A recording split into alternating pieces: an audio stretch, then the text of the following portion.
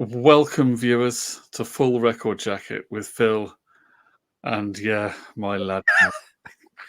His name subtitles are getting worse by the minute. It's only because I couldn't spell Swayze. I was going to put Patrick Swayze as my dad. Welcome to another 3-track takeaway on Full Record Jacket. 1, 2, 3. It's a takeaway. I'm having it with Coke Zero and fries. But what's the album going to be? Ooh, what are you going to be munching on your fries? Well, it is the 13th album by this artist.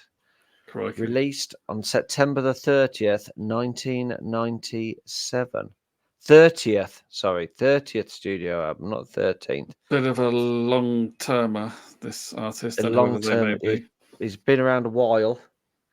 And it is everybody. It's Robert Dylan, Bobby Boy, the Big B, BD. He's out there, and his Time Out of Mind album, an album I've only ever listened to once, but I feel like it's an album I should have in my collection. 72 minutes and 50 seconds of bobbiness. Yeah. You, Philster, can only take 3 of those tracks. Which 3 are you taking, my friend? Well, this was quite exciting when this album came out because I really got into Bob Dylan in the early 90s, and this was the first time in about 7 years that he'd made an album of new songs. And it was quite acclaimed at the time. And of course, it's quite a somber album in many ways. And there's some bluesy songs on there, and it's one of those that sort of sustains its mood all the way through. It's quite difficult to pick the songs off it. That's why I chose it, because I don't think there's there's standout sort of. There isn't a real stinker on there. I don't think there isn't probably a massive hit, is there? There isn't really a massive hit. I don't even know what would be the best known of those songs. Well, the best known of those songs now to the public would be "To Make You Feel My Love," only because it was a big hit for Adele. But at the time, of course, it was just an unknown Bob Dylan album track. I suppose the song that people may have heard is "Lovesick," because he performed that on TV. Was there a single as well? Do you remember when he performed it? I think it was at the Grammys. It was certainly one of the American awards. I think it was the Grammys. And a crazy guy who was some kind of wacky performance artist came on stage and danced next to Bob Dylan. Was it Weird Al Yankovic? He had something written on his chest, and then he was doing this really wacky dance next to Bob Dylan. You?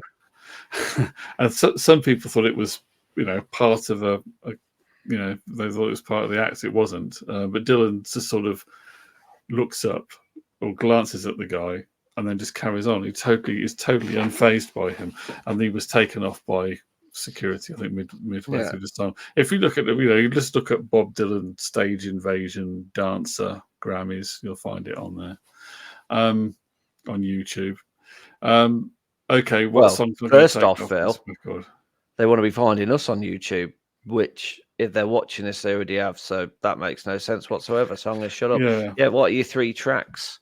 God, I could be almost any 3 off this track to get the vibe. I'll tell you what, I'm going to take the closing track from this album. Now, some people don't like this track, but this goes on for about 16 minutes and 31 seconds.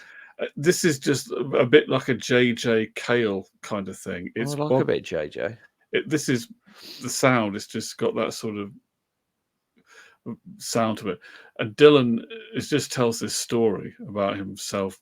It's the first person narrative where he's wandering around, goes into a restaurant, has a conversation with the waitress, is wandering around. He mentions Neil Young in the lyrics. Some people think it's great. Some people just think it just goes on for too long and is boring. But I've always found it I just like it. I think it's kind of cool. Is it what was the one he released a few years ago about JFK? Yeah, it's different to that. But there's I suppose in a way it's kind of similar in the sense that there's these verses, but there's not quite as many Murder Most Foul that you're talking about is That's it. Murder Most Foul. packed with cultural references. This doesn't Yeah. have so as many of those. But I might go for Highlands. I'll put it on there. What else am I going to go for from this album? I mean, another of the outstanding songs on here, there's Not Dark Yet, and then there's also Standing in the Doorway. Oof, there's a lot of heartbreak songs on this record. There's Trying to Get to Heaven, which David Bowie covered. But I do also quite like the bluesy songs on this record. There's a few bluesy songs. And Which one's it gonna be, Phil? Which one? I'm gonna take. There's a bluesy one that I like, which is called "Till I Fell in Love with You." Probably wouldn't be a lot of people's favourites, but I'm going to go with that. So and that's then two. maybe I will just take. What's your after 8? Maybe I'm just going to take the opening track. Maybe I'm just going to take Lovesick. But I tell you, I could take almost any 3 off it, really, yeah. and get. It's just I just read "Standing in Doorway" as "Goddess in a Doorway," the Mick Jagger album from 2001. Yeah, it's not that. No, that's a great album. I love that album. I know a lot of people don't, but he mixed it up, didn't he, on that album? But so there you 3 then. So Lovesick, Till I Fell in Love with You, wasn't it? Yeah, and Highlands. For a bit of blues. That's what you're packing in your little lunchbox. For now, but could I say difficult because I could picked a lot of others. But there you go. That's my 3-track takeaway from Bob Dylan's "Time Out of Mind." Do you have a 3-track takeaway from that record, viewer? And do you have an album that maybe we should do a 3-track takeaway from? Preferably one that we know. And preferably one with more than 3 tracks on it. That would also be quite helpful. So, is it Tubular Bells has only got like 2 tracks on? Yeah, don't do it with Miles Davis in a Silent Way either, because that's only got about 2 or 3 tracks on it as well. Yeah, don't do it with one of them. But any other album, we're up for it.